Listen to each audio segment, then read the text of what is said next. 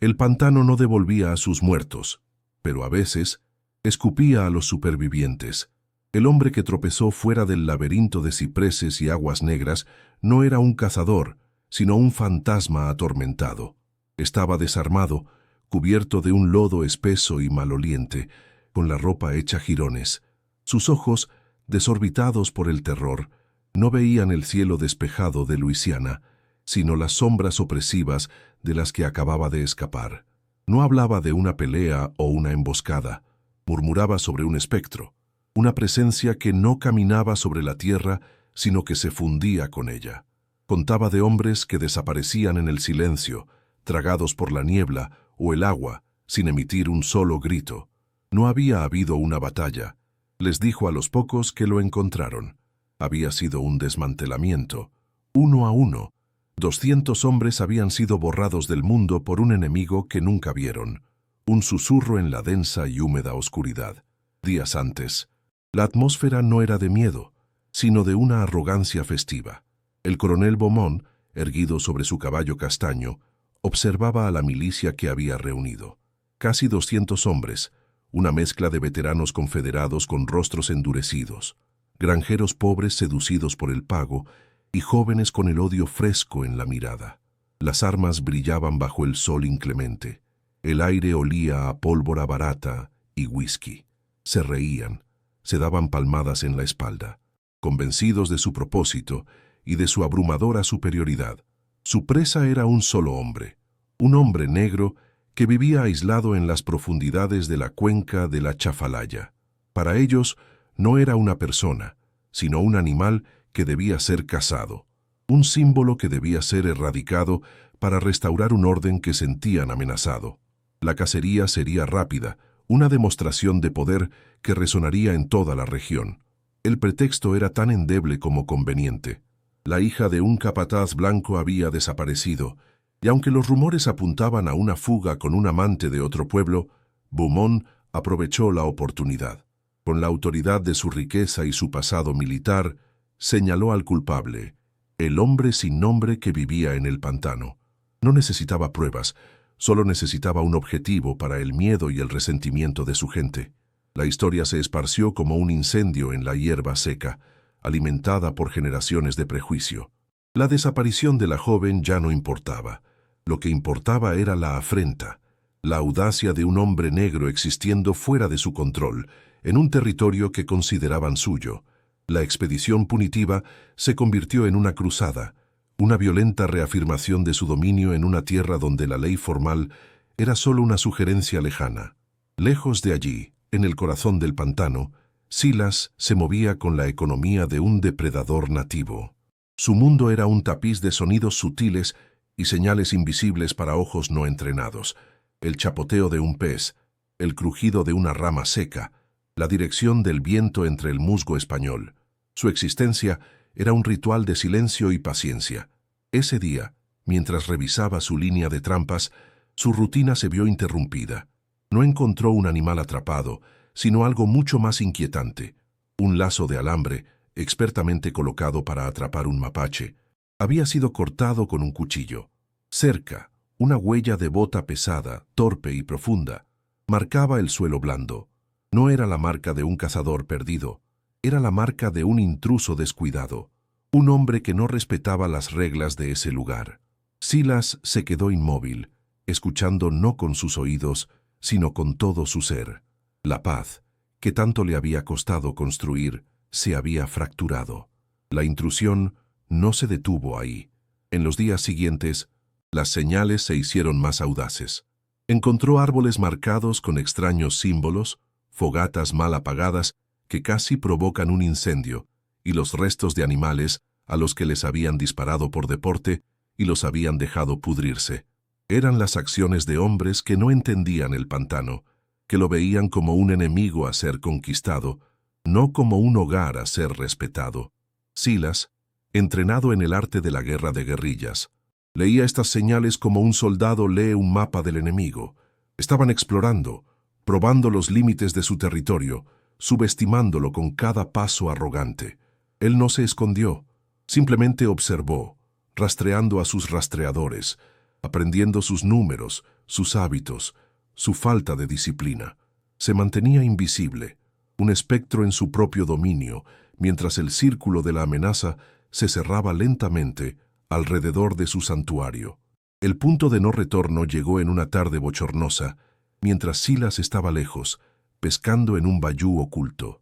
Un grupo de avanzada de la milicia, guiado por un rastreador local, finalmente encontró su cabaña.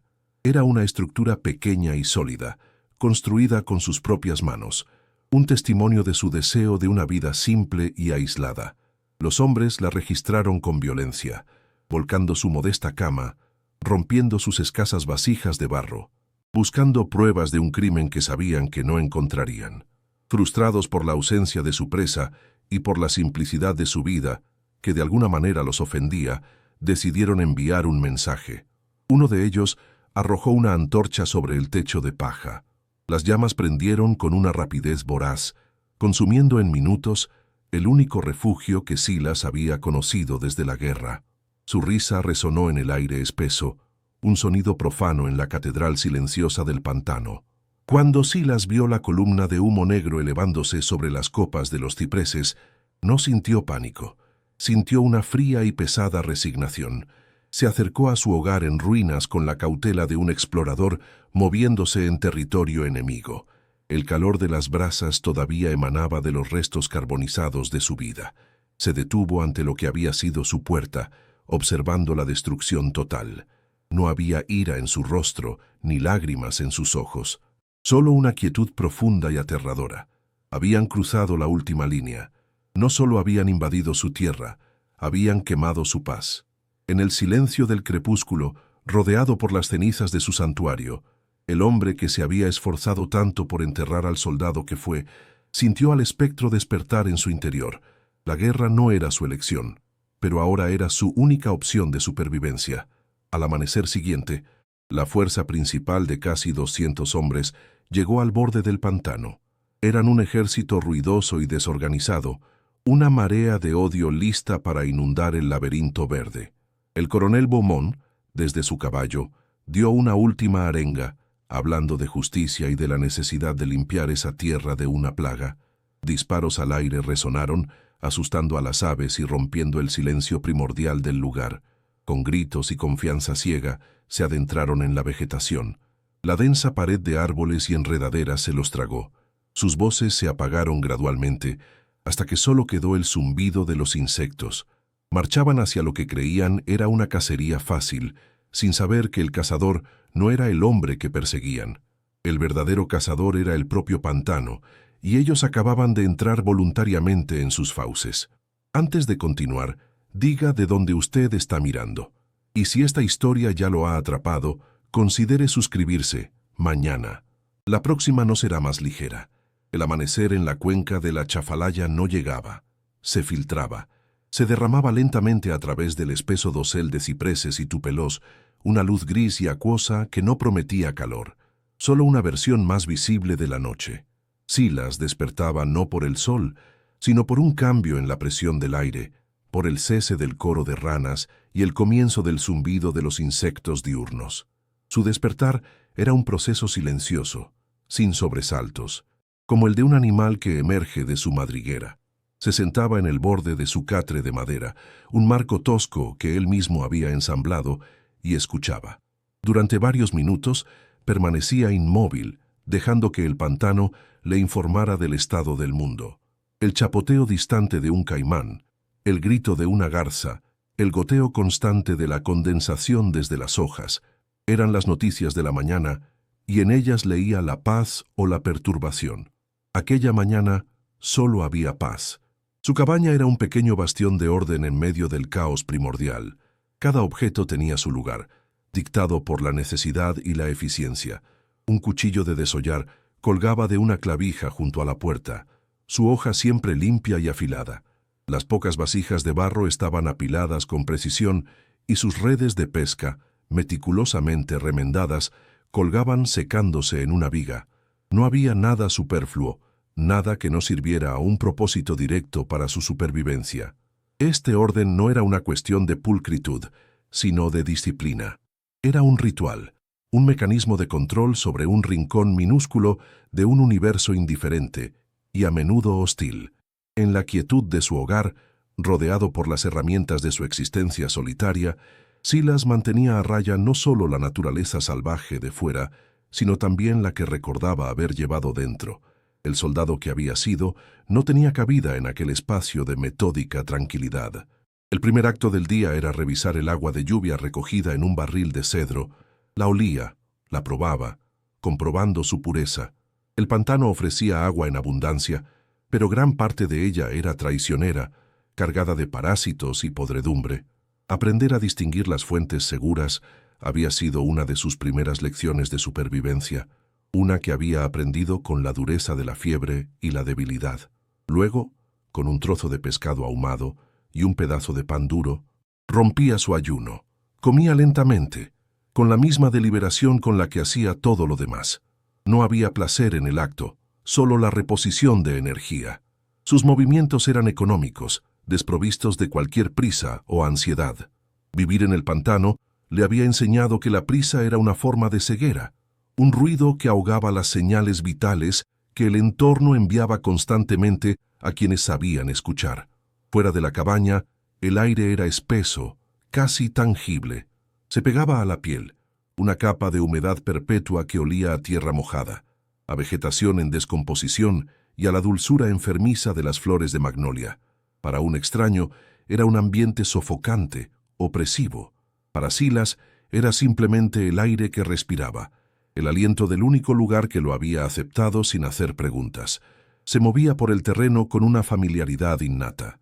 Sus pies, descalzos y encallecidos, sabían dónde encontrar suelo firme bajo el lodo engañoso.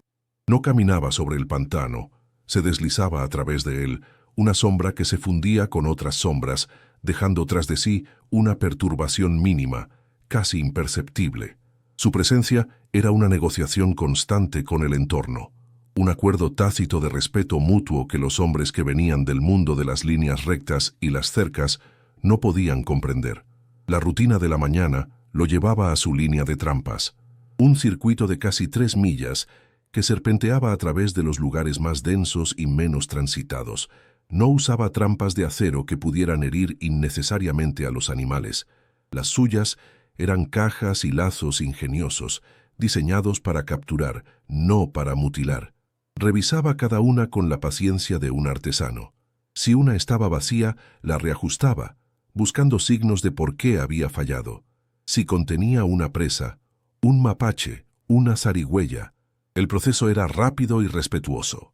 Agradecía en silencio al animal por su sustento antes de despacharlo con un golpe preciso y certero. La violencia era un mal necesario, un eslabón en la cadena de la vida, y debía ejercerse con la máxima economía y el mínimo sufrimiento. Era una regla que se aplicaba a todas las criaturas del pantano, y en su mente también a los hombres.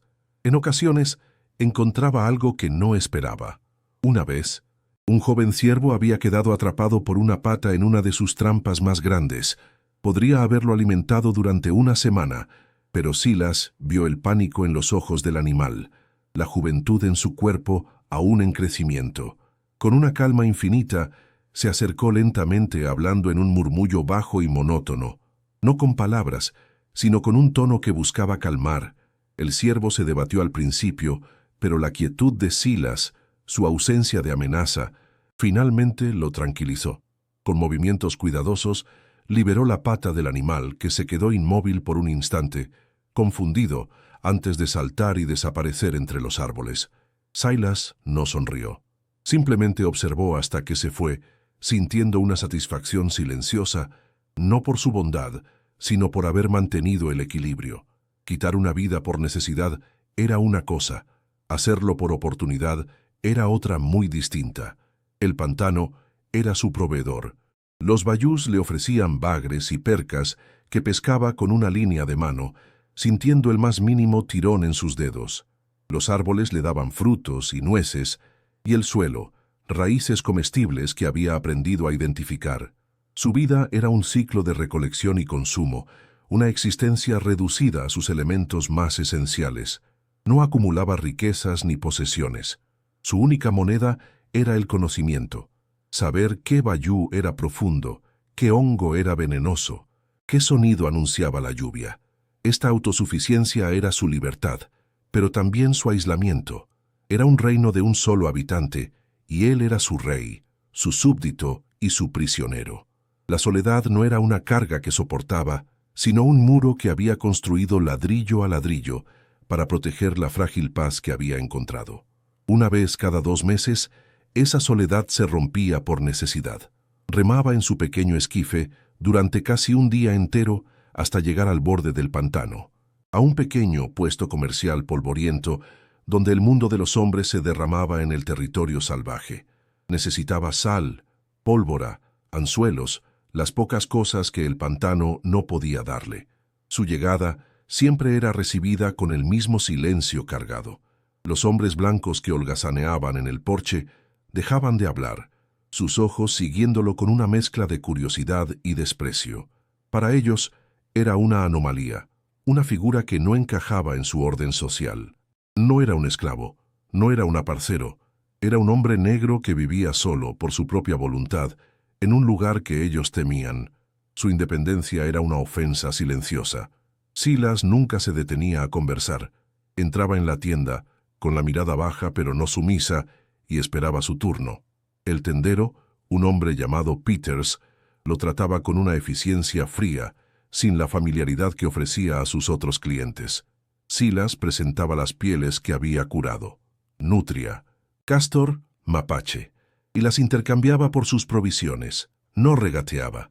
Aceptaba el precio que le ofrecían, sabiendo que era injusto, porque el coste de una discusión era mucho más alto que el de unos pocos centavos. Su objetivo era ser invisible, completar su transacción y desaparecer de nuevo en el refugio del pantano lo más rápido posible. Cada visita era un recordatorio contundente de por qué había elegido vivir como lo hacía, de la tensión constante que subyacía bajo la superficie de la sociedad que había abandonado. En una de esas visitas, un joven granjero, envalentonado por el whisky y la presencia de sus amigos, se interpuso en su camino cuando salía de la tienda. «¿Qué encuentras ahí dentro, muchacho?», preguntó, su voz arrastrada y agresiva. «Dicen que el pantano se traga a la gente». Silas no respondió. Sus ojos no se encontraron con los del joven. Simplemente se detuvo, esperando. Su quietud era desconcertante, antinatural. No mostraba miedo ni ira. Era una piedra en medio de una corriente. El joven, esperando una reacción, una chispa de desafío o de temor, no encontró nada. La ausencia de respuesta lo desarmó. Tras un momento incómodo, sus amigos se rieron y lo apartaron. «Déjalo, Jeb, es solo el fantasma del pantano». Silas continuó su camino, sin acelerar el paso, el insulto resonando en el aire, sin encontrar un lugar donde aterrizar. El viaje de regreso a su cabaña era una descompresión.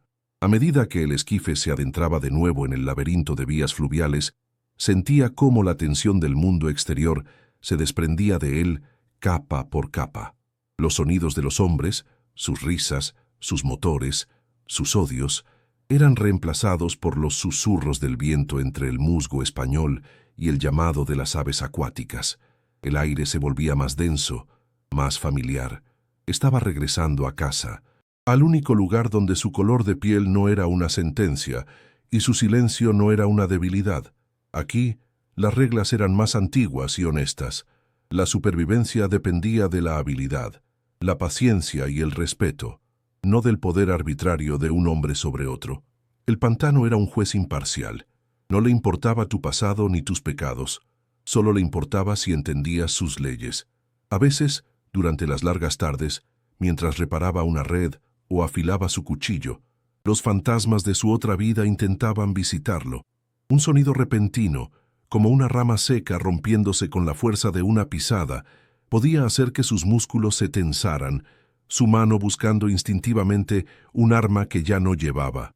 Las imágenes parpadeaban en el borde de su visión, el destello del acero, el humo de la pólvora, los rostros de hombres que había conocido, ahora congelados en un grito silencioso.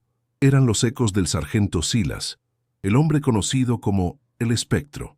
Él no los combatía, simplemente los observaba, como observaba una tormenta que se acercaba en el horizonte.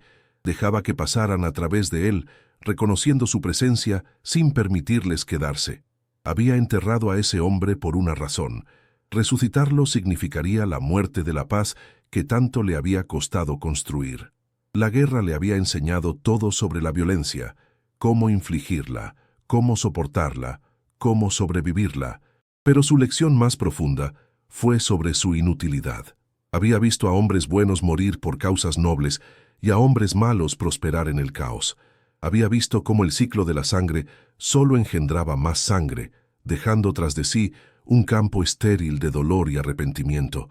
Por eso se había hecho a sí mismo una promesa, un código moral tan rígido como el acero de una bayoneta. Nunca más quitaría una vida humana. Podía atrapar, neutralizar, desarmar. Podía usar el miedo y el entorno como armas, pero el acto final, el de apagar una vida, era una línea que no volvería a cruzar. Esa promesa era el fundamento de su nueva existencia, el ancla que lo mantenía cuerdo en su aislamiento. El sol comenzaba a descender, pintando el cielo de tonos anaranjados y púrpuras que se reflejaban en las aguas negras del pantano. El calor del día empezaba a ceder, dando paso a la fresca humedad de la noche. Silas se sentaba en el pequeño porche de su cabaña, observando la transformación. Era su momento favorito del día, un interludio de belleza serena en un mundo de lucha constante. No se sentía solo. Sentía una profunda conexión con el lugar, una sensación de pertenencia que nunca había experimentado en el mundo de los hombres. Se sentía parte de algo vasto, antiguo e indiferente a las pequeñas y crueles ambiciones humanas. Creía que si permanecía lo suficientemente quieto, lo suficientemente silencioso, podría vivir y morir allí sin que nadie notara su paso. La ilusión de control era casi perfecta. En su pequeño dominio, las reglas eran claras y él las dominaba. El ritmo de las estaciones, el comportamiento de los animales, el flujo y reflujo del agua, todo era predecible, comprensible. Había creado un santuario, no solo físico, sino también mental, un lugar donde el pasado podía mantenerse a raya y el futuro parecía una simple repetición del presente. No sabía que las fronteras de su reino eran frágiles, permeables al odio que se gestaba más allá de los árboles. No sabía que el mundo que había dejado atrás no se conformaba con olvidarlo.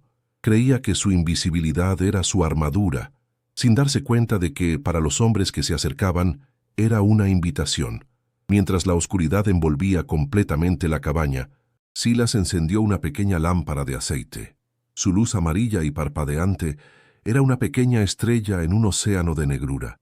Se movía dentro de su hogar, asegurando la puerta no por miedo a los intrusos, sino por costumbre. Afuera, el pantano cobraba vida con los sonidos de la noche, el ulular de una lechuza, el chapoteo de criaturas invisibles, el zumbido incesante de los mosquitos. Eran los latidos del corazón de su mundo. Se acostó en su catre, cerró los ojos y se entregó al sueño, confiando en el silencio y la distancia que lo protegían. Era la calma de un hombre que creía haber escapado de la guerra para siempre, sin saber que la guerra ya había comenzado a marchar hacia él. El mundo normal de Silas era un equilibrio delicado, una paz ganada a pulso y mantenida con una disciplina férrea. Su aparente fragilidad, su aislamiento y su posición social como un paria eran, en realidad, los componentes de su fortaleza. Le permitían observar sin ser visto, entender sin ser parte. La sociedad lo consideraba insignificante, un fantasma sin nombre en un pantano olvidado, y en esa subestimación residía su mayor ventaja. Creían que vivía a merced del pantano, sin comprender que el pantano vivía según sus reglas. Esta ilusión de un mundo predecible, donde su rutina lo mantenía a salvo, era la base sobre la que se construiría la tormenta. Era la normalidad que, al ser destrozada, desataría una fuerza que nadie podía prever. La vida de Silas transcurría al ritmo del agua y la luz. Cada día era una repetición del anterior, un ciclo de tareas sencillas que garantizaban su supervivencia y mantenían su mente ocupada. No anhelaba compañía ni buscaba conflictos. Su único deseo era ser dejado en paz, que el mundo exterior continuara ignorando su existencia como él ignoraba la suya. En este aislamiento autoimpuesto, había encontrado una forma de expiación. El trabajo duro, el silencio y la soledad eran su penitencia por los actos cometidos con un uniforme azul y un rifle en las manos. Creía que si vivía una vida lo suficientemente pequeña, lo suficientemente tranquila, podría finalmente silenciar los ecos de la violencia. Era una esperanza frágil, como una telaraña tendida sobre un abismo. Fue una mañana como cualquier otra, hasta que encontró el lazo de alambre. No estaba vacío, ni contenía una presa. Estaba destrozado, el alambre retorcido con una fuerza bruta e innecesaria. Cerca, en el barro, yacía un joven mapache. No estaba muerto. Una de sus patas traseras había sido aplastada deliberadamente con la culata de un rifle. El hueso sobresalía de la piel en un ángulo antinatural. El animal temblaba, sus ojos negros y pequeños fijos en Silas, emitiendo un gemido bajo y lastimero. No era la obra de un cazador rival, que habría tomado la presa o destruido la trampa limpiamente. Esto era diferente. Era un acto de crueldad ociosa, un mensaje enviado en un lenguaje de dolor sin sentido. El silencio del pantano pareció profundizarse, absorbiendo la pequeña escena de violencia gratuita. Para Silas, era la primera nota discordante en una sinfonía que había aprendido a leer perfectamente, una nota que presagiaba una tormenta. Silas no reaccionó con ira.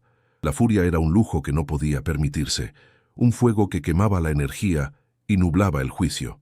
Se arrodilló junto al animal sufriente, su rostro una máscara de tranquila resignación.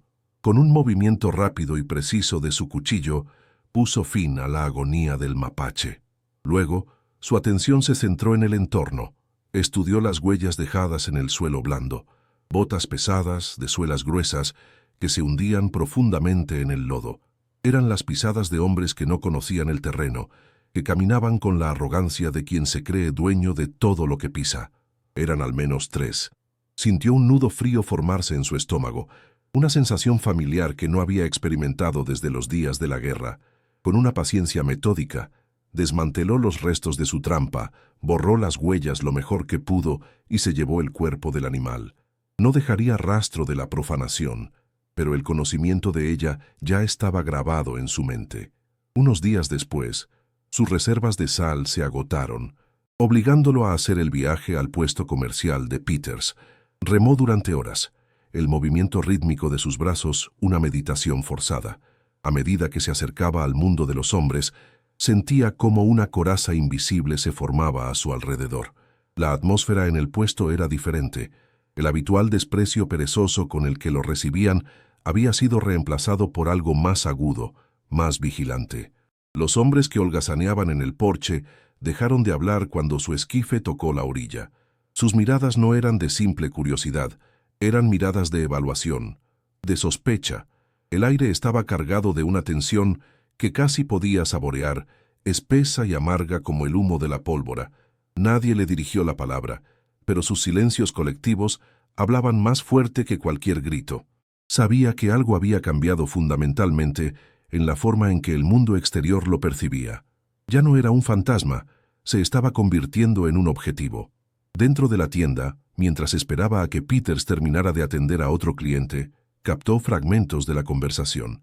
Hablaban en voz baja, pero la madera de la tienda parecía conducir sus palabras directamente a sus oídos. El nombre Beaumont fue pronunciado con una mezcla de respeto y temor. Luego, oyó hablar de una chica desaparecida, la hija del capataz de una de las plantaciones cercanas.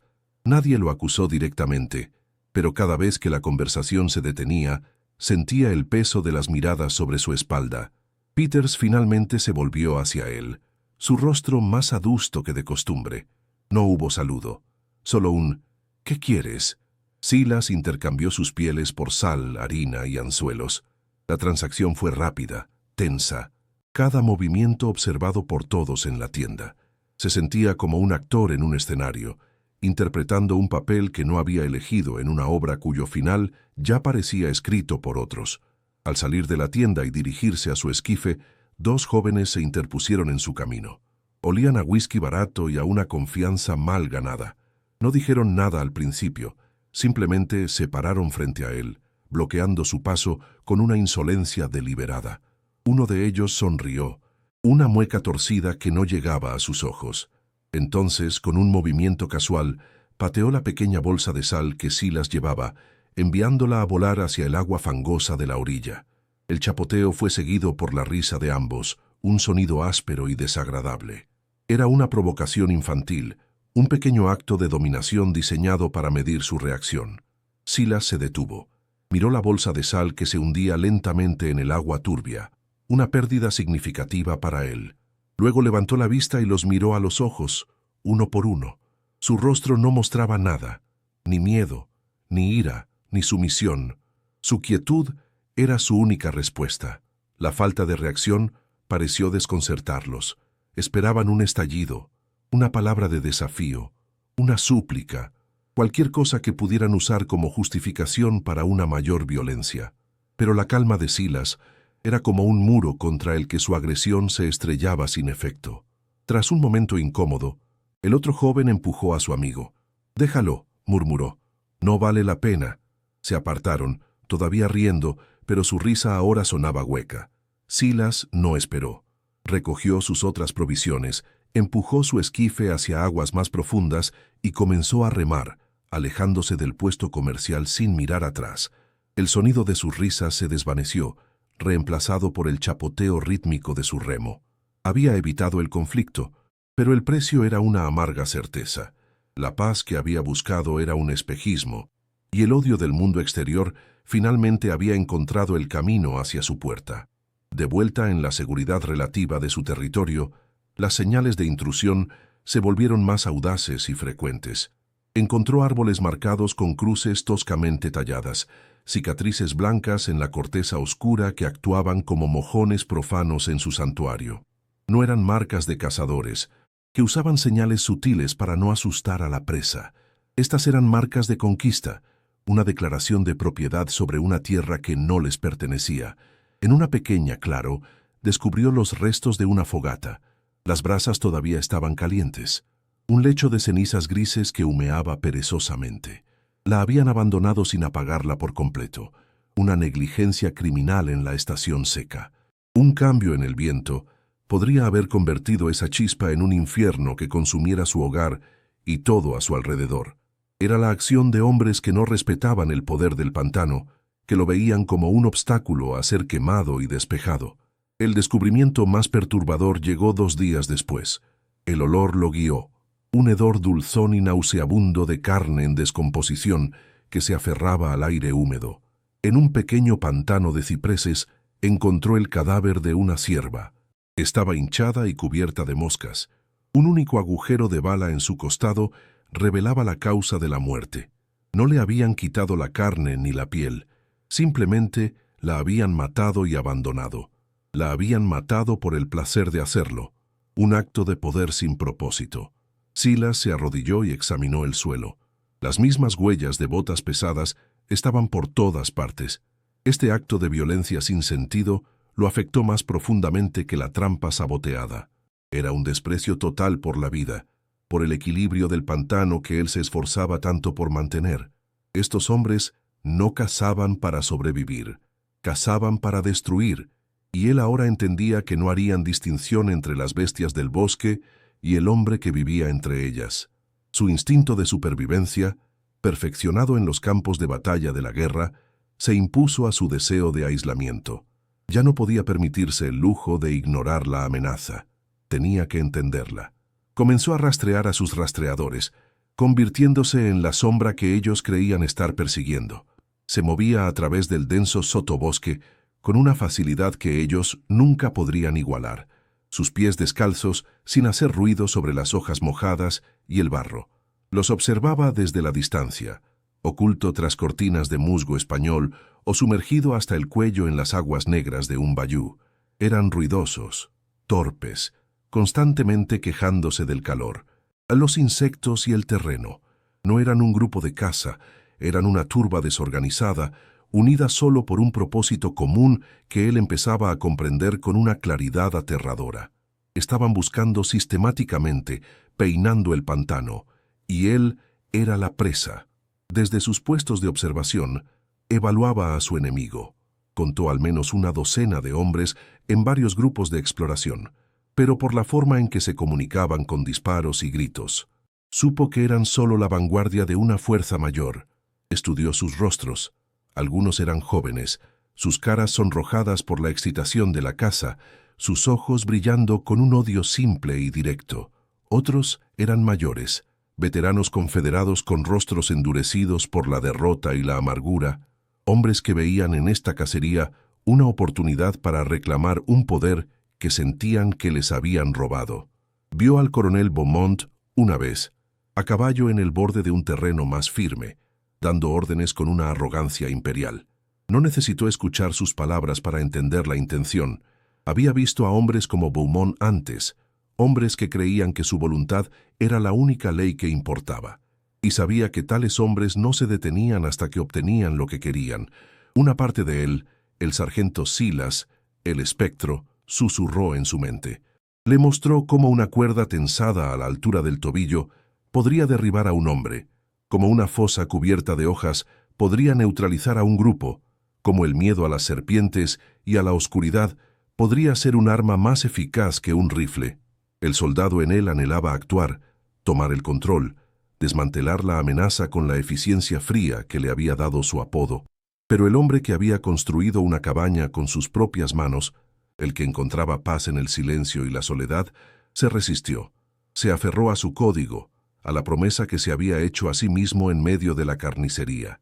No sería el primero en derramar sangre. No se convertiría en el monstruo que ellos querían que fuera. Todavía albergaba una pequeña y frágil esperanza de que, si no les daba una razón, si permanecía invisible, se cansarían y se irían. Esa esperanza se desvaneció una tarde, cuando regresaba de revisar una línea de pesca en un arroyo distante.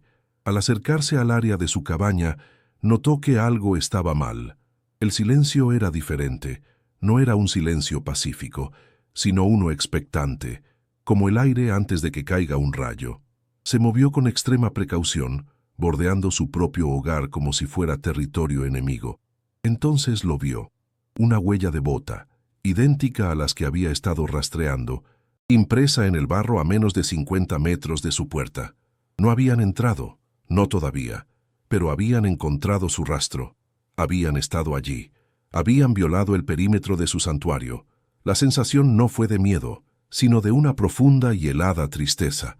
El último muro que los separaba del mundo se había derrumbado. Ya no había ningún lugar donde esconderse. Su hogar ya no era un refugio. Se había convertido en el centro de la trampa. Esa noche, no encendió su lámpara de aceite. Se sentó en la oscuridad total de su cabaña, su rifle de caza, raramente usado, apoyado contra la pared a su lado. Cada crujido de una rama, cada chapoteo en el agua, cada susurro del viento se amplificaba, convirtiéndose en una posible amenaza. La paranoia, la compañera constante del soldado, había regresado para reclamarlo. Su mente retrocedió a una noche en Virginia, acurrucado en una trinchera fangosa, escuchando los sonidos del enemigo moviéndose en la oscuridad. Había escapado de esa guerra, pero ahora se daba cuenta de que la guerra nunca lo había abandonado. Simplemente había estado latente, esperando el momento adecuado para reanudarse. Había construido una vida de paz sobre los cimientos de la violencia, y ahora los cimientos estaban temblando, amenazando con derrumbar todo lo que había erigido. Justo antes del amanecer, mientras la primera luz gris comenzaba a filtrarse a través de los árboles, un nuevo sonido llegó a sus oídos. Al principio era débil, un eco distante en la niebla de la mañana, pero creció en intensidad, volviéndose inconfundible. Eran los ladridos de los perros de caza, un coro de aullidos y ladridos excitados que significaban una sola cosa. Habían encontrado un rastro fresco y se estaban acercando. El tiempo para la esperanza. La observación y la inacción había terminado. Ya no estaban explorando, estaban persiguiendo. La decisión ya no era suya, la habían tomado por él. Silas se puso de pie, su silueta recortada contra la pálida luz de la ventana. El hombre que solo quería que lo dejaran en paz estaba muerto. En su lugar, en el silencio de la cabaña, el espectro comenzó a despertar. La cacería había comenzado, pero los cazadores no sabían a quién habían acorralado realmente. Los ladridos de los perros de caza se convirtieron en el pulso de la mañana, un latido febril que se acercaba con una certeza implacable. Silas no corrió. Permaneció de pie en el centro de su cabaña en ruinas, un fantasma entre las cenizas de su propia vida, y escuchó. Su entrenamiento le había enseñado que el pánico era un enemigo más rápido que cualquier bala. Cerró los ojos, no para rezar, sino para filtrar los sonidos. Separó el ladrido de un perro líder del coro excitado de los demás. Identificó el crujido de las ramas bajo las botas de los hombres, el tintineo metálico de las armas, las órdenes ahogadas gritadas a través de la densa niebla. No era el sonido de una cacería, era el sonido de una invasión desordenada. Estaban rodeando el claro, formando un perímetro torpe y ruidoso, convencidos de que su presa estaba atrapada. No sabían que el perímetro no lo contenía a él, sino que los encerraba a ellos con él. Con una calma que rayaba en lo antinatural, Silas se movió, no hacia la espesura para esconderse, sino hacia el borde del agua. Se deslizó en el bayou sin hacer un solo chapoteo, el agua negra y fría subiendo por su cuerpo hasta que solo su cabeza quedó fuera, oculta por las raíces colgantes de un ciprés. Desde su posición tenía una vista perfecta del cerco que se cerraba. Vio a los hombres tropezar entre la maleza, sus rostros pálidos y sudorosos a pesar del frescor de la mañana. Vio sus rifles sostenidos con una mezcla de anticipación y nerviosismo. Y vio al coronel Beaumont, montado en su caballo en un terreno ligeramente más elevado, observando la operación con la impaciencia de un emperador. Estudió su formación, la falta de disciplina, los espacios en su línea. Eran un ejército de matones, no de soldados, y esa sería su perdición. En la mente de Silas, el mapa del campo de batalla comenzó a dibujarse, no con tinta, sino con las debilidades de su enemigo. El cerco se completó. Un silencio tenso cayó sobre el claro, roto solo por el jadeo de los perros y el zumbido de los insectos. Los hombres esperaban que saliera corriendo, que se delatara por el miedo. Beaumont gritó su nombre, o más bien, una descripción. «Sal, muchacho. Sabemos que estás ahí. No tienes a dónde ir». La voz resonó, profana en la quietud del pantano. Silas permaneció inmóvil, su respiración lenta y controlada, el agua fría adormeciendo sus miembros. Dejó que el silencio se prolongara, que la tensión se cocinara bajo el sol naciente. La espera era un arma, la incertidumbre era un veneno. Sabía que la impaciencia de los hombres pronto se convertiría en imprudencia. Solo tenía que esperar el primer error, la primera grieta en su arrogancia, y no tardó en llegar.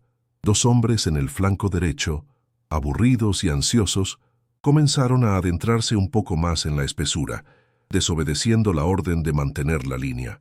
Esa fue la invitación que Silas esperaba.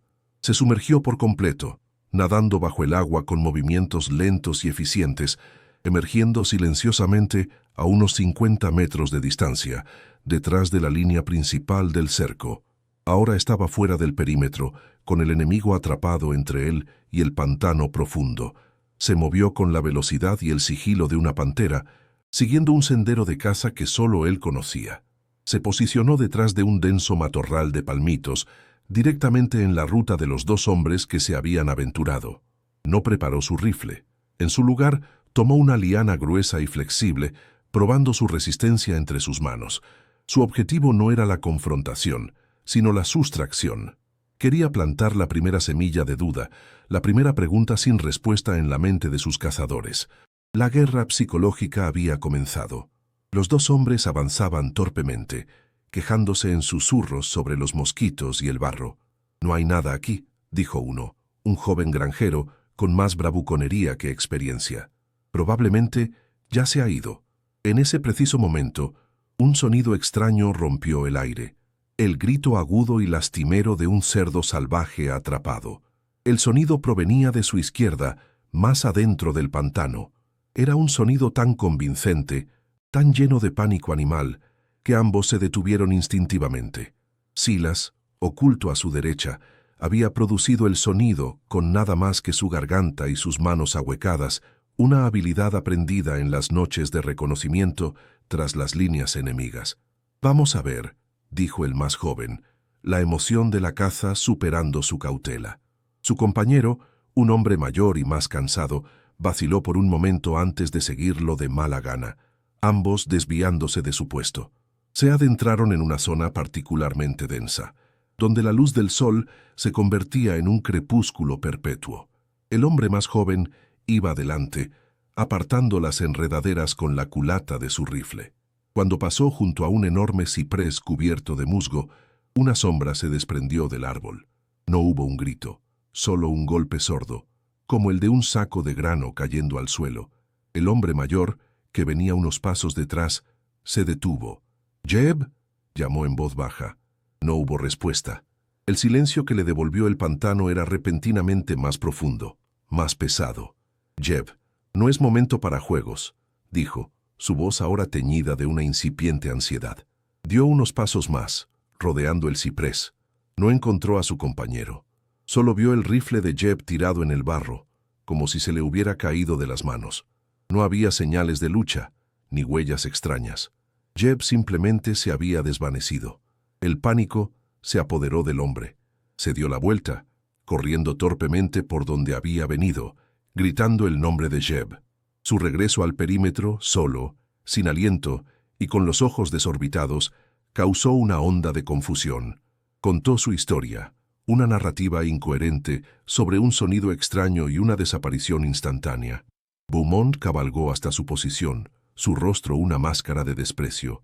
¿Desaparecido? Los hombres no desaparecen, idiota. Se perdió. Es un incompetente. A pesar de su seguridad, ordenó a un grupo de 4 hombres que buscaran al desaparecido, pero les advirtió que no se separaran. La confianza del grupo, tan sólida hacía apenas una hora, había sufrido su primera fisura. Los hombres se miraban unos a otros con una nueva incertidumbre. El pantano ya no parecía un simple obstáculo. Comenzaba a sentirse como una entidad hostil y consciente. Lejos de allí, en una pequeña isla de tierra firme oculta por un laberinto de manglares, Silas trabajaba con una eficiencia metódica. Jeb, el joven granjero, yacía en el suelo, inconsciente pero ileso. Silas lo había noqueado con un golpe preciso en la base del cráneo, usando una piedra envuelta en musgo para suavizar el impacto. Ahora, con trozos de liana, lo ataba firmemente a un árbol. No usaba nudos de granjero. Utilizaba un nudo de constricción complejo, uno que se apretaba con cada intento de forcejeo, una técnica enseñada en las unidades de exploradores de la Unión para asegurar a los prisioneros sin causarles daño permanente. Mientras trabajaba, sus movimientos eran fluidos, económicos, desprovistos de cualquier emoción. Era el trabajo de un especialista, no el acto desesperado de un hombre acorralado. Sus manos, que por la mañana habían revisado trampas para peces, ahora recordaban un oficio más oscuro. Una vez que el prisionero estuvo asegurado y amordazado, Silas registró sus bolsillos. No buscaba dinero ni objetos de valor. Buscaba información. Encontró un pequeño fajo de tabaco, un cuchillo de bolsillo y un trozo de papel arrugado. Era una lista tosca de nombres, con marcas junto a algunos de ellos. Probablemente la lista de pagos de Beaumont, pero lo que llamó la atención de Silas fue un pequeño objeto en el fondo del bolsillo, una medalla de latón de la Confederación, desgastada por el tiempo y el manoseo. El rostro de Robert H. Lee lo miraba fijamente. Silas sostuvo la medalla en la palma de su mano por un momento. No sintió odio, sintió un cansancio profundo, una tristeza infinita por el hecho de que la guerra que él creía haber dejado atrás seguía librándose en los corazones de estos hombres, una guerra por símbolos y fantasmas. Dejó la medalla en el suelo junto al hombre atado y desapareció de nuevo en la espesura. Mientras tanto, el grupo de búsqueda regresó con las manos vacías. No habían encontrado rastro de Jeb, ni de ninguna lucha. Era como si la tierra se lo hubiera tragado. La inquietud entre los hombres comenzó a transformarse en un miedo palpable. Empezaron a susurrar. Historias de fantasmas de soldados confederados que rondaban el pantano, de criaturas que imitaban las voces humanas para atraer a los hombres a su perdición. El pantano, con su silencio y sus sombras, se convirtió en un lienzo sobre el que proyectaban sus miedos más primarios. Beaumont, furioso por la creciente insubordinación, gritó para restablecer el orden. «Es un truco. Está tratando de asustarnos. Extiéndanse y peinen cada centímetro de este maldito lugar. Quiero que lo encuentren». Pero sus órdenes ahora carecían de la convicción de antes. Él también había sentido un escalofrío, una duda que no se atrevía a admitir. Silas, desde una nueva posición de observación en lo alto de un tupelo, observó cómo la milicia, ahora dividida en grupos más pequeños, comenzaba a adentrarse en su territorio. Estaban haciendo exactamente lo que él quería. Su cohesión se había roto. Su superioridad numérica se estaba convirtiendo en una desventaja, dispersándolos, haciéndolos más vulnerables. No sentía ninguna satisfacción en su éxito. Cada movimiento táctico, cada engaño, era como desenterrar un hueso de un cementerio olvidado. El espectro se estaba apoderando de él, y su regreso no era una resurrección gloriosa, sino una posesión dolorosa. Miró sus propias manos, encallecidas por el remo y la red, y por un instante vio las manos del sargento que había sido manchadas de barro y pólvora. La paz que había construido se estaba desmoronando, no solo a su alrededor, sino también dentro de él. Un veterano confederado de rostro curtido, parte de uno de los grupos de búsqueda, se detuvo de repente. Se arrodilló y examinó una rama rota en el suelo. La rotura no era fresca, pero había algo en la forma en que estaba colocada, casi ocultando una huella que le resultaba familiar. Así es como los exploradores yanquis marcaban un sendero falso, murmuró para sí mismo, más que para sus compañeros. «¿Qué dijiste, abuelo?», preguntó un joven a su lado. El veterano sacudió la cabeza, desestimando su propio pensamiento. Nada, solo tonterías de la guerra. No podía reconciliar la idea de un trampero solitario con las tácticas de guerrilla que había enfrentado 20 años atrás. La posibilidad era tan absurda que la descartó de inmediato. Pero la semilla de la duda, una vez plantada, comenzó a germinar en la oscuridad de su mente. Era la primera vez que alguien en el grupo intuía, aunque fuera vagamente, la verdadera naturaleza de su adversario. La tarde avanzaba, y el calor se hizo sofocante. La milicia se movía con lentitud, su energía y moral drenadas por el calor, la humedad y el miedo creciente. Otro hombre desapareció. Esta vez, uno que se había alejado solo unos metros para beber de un arroyo. Su cantimplora fue encontrada flotando en el agua, pero de él no había ni rastro. El pánico comenzó a convertirse en histeria. Varios hombres se negaron a continuar, exigiendo regresar. Estalló una pelea a gritos entre un capataz y un grupo de granjeros. Beaumont tuvo que disparar su pistola al aire para restablecer un mínimo de control. La cacería se había estancado. Se habían convertido en un animal herido y asustado, sangrando hombres en el laberinto verde, sin haber visto ni una sola vez el rostro de su enemigo. El cazador se había convertido en la presa, y ni siquiera sabían cómo había sucedido. Silas observaba la desintegración desde la distancia. Había asegurado al segundo hombre de la misma manera que al primero, en otra isla oculta. El proceso había sido aún más rápido, más eficiente. El soldado en él estaba tomando el control por completo, sus acciones impulsadas por un instinto perfeccionado en el crisol del combate. Pero mientras se alejaba del segundo prisionero, se detuvo. Apoyó una mano en el tronco de un ciprés, su pecho subiendo y bajando en respiraciones profundas. El esfuerzo físico era mínimo, pero el costo emocional era inmenso. Había cruzado una línea, no la de matar, sino la de luchar. Había desatado al espectro, y ahora no estaba seguro de poder volver a encerrarlo. La violencia, incluso la controlada y no letal, era una droga familiar, y su sabor le recordaba todo lo que había intentado olvidar: la camaradería, el miedo, la adrenalina y, sobre todo, la pérdida. En las ruinas de su cabaña, un objeto que había pasado desapercibido para los pirómanos yacía medio enterrado en la ceniza y el barro. Era una pequeña caja de madera carbonizada. Con la conmoción del cerco, uno de los perros de Beaumont la desenterró parcialmente. Uno de los milicianos, atraído por el animal, la recogió, forzó la cerradura rota y la abrió. Dentro, protegida por un trozo de tela de lona, no había dinero ni joyas. Había una brújula militar de la Unión, un juego de insignias de sargento de las tropas de color de los Estados Unidos y una fotografía descolorida de un grupo de soldados negros con uniformes azules, sus rostros jóvenes y serios. El hombre miró la fotografía, luego las insignias, y una comprensión lenta y terrible comenzó a amanecer en su rostro. Miró hacia la impenetrable pared de vegetación que los rodeaba, y por primera vez sintió un miedo que no era supersticioso, sino basado en una verdad mucho más aterradora. El sol comenzó a ponerse, tiñendo el cielo de un rojo sangriento que se filtraba a través de los árboles. La luz moribunda alargaba las sombras, transformando cada árbol en una figura amenazante. Para los hombres de la milicia, la llegada de la noche no prometía descanso, sino una nueva dimensión de terror. Habían perdido a 2 hombres. Su confianza estaba hecha añicos y su enemigo seguía siendo una presencia invisible y omnipotente. El coronel Beaumont, desde su caballo, observaba a sus hombres acurrucados, sus rostros iluminados por el parpadeo de una fogata nerviosa. La arrogancia había desaparecido de su semblante, reemplazada por una frustración gélida. Comprendió que había cometido un error de cálculo fundamental. Había venido a cazar a un animal asustado.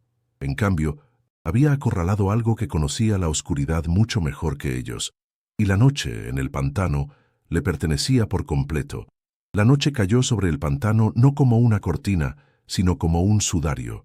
Se adhirió a la piel, silenció los colores y amplificó cada sonido. Para los hombres de la milicia, acurrucados alrededor de una fogata que parecía encogerse con cada minuto que pasaba, la oscuridad era un depredador en sí misma. Fue entonces cuando el hombre que había encontrado la caja carbonizada finalmente reunió el valor para acercarse al coronel Beaumont. Con manos temblorosas, le presentó su hallazgo. Beaumont lo tomó con impaciencia, pero su arrogancia se desvaneció al ver el contenido.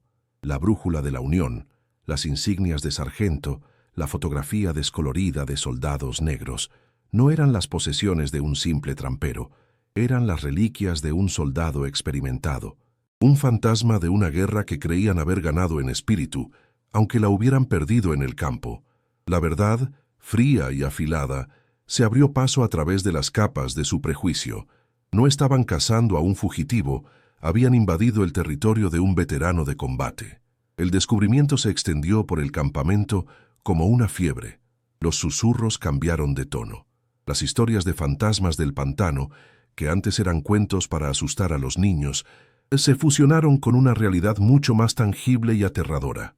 El espectro, el apodo de Silas en la guerra, fue recordado por uno de los veteranos confederados más viejos, una leyenda susurrada sobre un explorador de la Unión que se movía sin ser visto y dejaba un rastro de confusión y sabotaje, pero nunca de cuerpos. La idea de que ese hombre, esa leyenda, fuera su presa, transformó la atmósfera. El miedo ya no era una emoción irracional, se sentía como una evaluación lógica de la situación. Beaumont, sintiendo el colapso de la moral de sus hombres, reaccionó con una furia calculada. Arrojó la caja al fuego, declarando que eran solo baratijas, trucos de un cobarde para asustarlos. Pero sus ojos, reflejando las llamas, traicionaban una nueva y gélida incertidumbre. La casa había cambiado, y él lo sabía. Lejos del resplandor de la fogata, Silas se movía en la oscuridad con una familiaridad que era casi una forma de visión. La noche no era un velo que lo cegaba, sino un manto que lo ocultaba. Sus sentidos, adormecidos por años de paz, estaban ahora completamente despiertos, agudos como fragmentos de vidrio. Podía oler el miedo en el humo de su fogata, una nota agria bajo el olor a pino quemado. Podía distinguir las pisadas nerviosas de los centinelas del movimiento natural de los animales nocturnos. No se escondía, operaba. La noche era su taller, y el pantano su arsenal. Cada liana era una cuerda potencial, cada pozo de lodo una trampa, cada sonido del pantano una herramienta de distracción. El espectro no había simplemente despertado, había vuelto a casa, a la única clase de terreno donde sus habilidades letales tenían un propósito claro y definido, la supervivencia a cualquier costo. Su primer objetivo era el agua. Siguiendo un pequeño arroyo que alimentaba el área donde la milicia había acampado, Silas comenzó a construir una presa improvisada. Usó troncos caídos, barro y piedras, trabajando con una velocidad silenciosa y una eficiencia asombrosa. No era una estructura masiva, no necesitaba serlo. Su propósito era sutil, desviar lentamente el flujo del arroyo, no para inundar el campamento, sino para enturbiar su única fuente de agua potable cercana. Quería añadir la sed y la enfermedad a la lista de enemigos que asediaban a sus cazadores. Era un acto de guerra de desgaste, una táctica diseñada para erosionar su resistencia física y mental sin disparar un solo tiro. Cada piedra que colocaba era un movimiento en un tablero de ajedrez que solo él podía ver, un paso más hacia el desmantelamiento metódico de la fuerza que había venido a destruirlo. Mientras trabajaba, un sonido rompió el coro nocturno del pantano, el grito agudo y aterrorizado de una lechuza. Pero el sonido no provenía de las copas de los árboles, sino del borde del campamento de la milicia. Silas se detuvo, escuchando. Sabía que no era una lechuza real, era una imitación, una tan perfecta que solo un oído entrenado podría notar la nota de pánico humano debajo de ella. Uno de los centinelas, con los nervios destrozados por la oscuridad y las historias, había confundido una sombra con una amenaza y había gritado. El sonido fue seguido por un silencio tenso, y luego por la voz furiosa de Beaumont reprendiendo al hombre. Silas no sonrió, simplemente asintió para sí mismo en la oscuridad. No necesitaba crear el miedo, solo necesitaba dirigirlo, darle forma y dejar que hiciera su trabajo por él. La cohesión del grupo se estaba pudriendo desde adentro. La presión psicológica se intensificó con otra desaparición. Un hombre, un joven granjero llamado Thomas, se había alejado del fuego para relevar a un centinela en el perímetro. Su ruta lo llevó a través de una densa franja de oscuridad de apenas 20 metros. Nunca llegó a su puesto. El centinela, al que debía relevar, esperó, cada minuto estirándose en una eternidad. Finalmente, regresó al campamento, informando que Thomas nunca había aparecido. No hubo gritos ni sonidos de lucha. Al igual que los demás, simplemente se había desvanecido, absorbido por la noche. Beaumont organizó una búsqueda inmediata, pero fue un gesto inútil y peligroso. Los hombres se movían en grupos apretados, tropezando en la oscuridad, sus antorchas creando sombras danzantes que jugaban con su imaginación. No encontraron a Thomas, solo encontraron sus propias huellas, que parecían dar vueltas en círculos, como si el propio pantano los estuviera confundiendo deliberadamente. Al amanecer, la niebla era tan espesa que parecía tener peso. Envolvió el campamento, amortiguando los sonidos y reduciendo la visibilidad a unos pocos metros. 3 hombres menos. La moral se había desplomado. Los hombres se sentaban en silencio, evitando el contacto visual, sus rostros pálidos y demacrados por una noche sin dormir.